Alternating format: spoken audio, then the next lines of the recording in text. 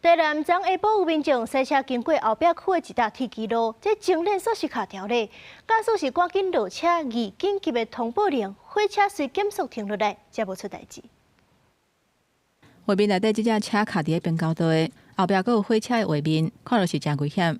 加在这个驾驶有赶紧落车，甲紧急通报起落，通知列车都要注意。这个事件加在无人受伤。高度差足济啊！嘿，啊，伊个震动加所以苦伤爱做好较多。嘿啊，应该是车子太老了吗？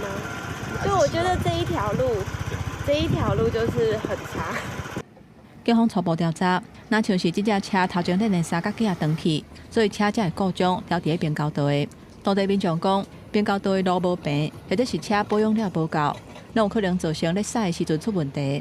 针对这点，汽车维修技师指出，车的三角架甲车身伫咧歹去进前，要是有会当观察的所在，提醒民众会当注意。就会咔咔咔咔的声音，那已经磨耗了。如果你没有更新的话，就是会磨耗，然后那个就是掉下来。本分局将向台铁公司申请调阅该处平交道监视器，以待厘清是否违反《道路交通管理处罚条例》第54条第3款之法定事由。铁路警察局呼吁，通过边交道爱遵守交通号志的指示。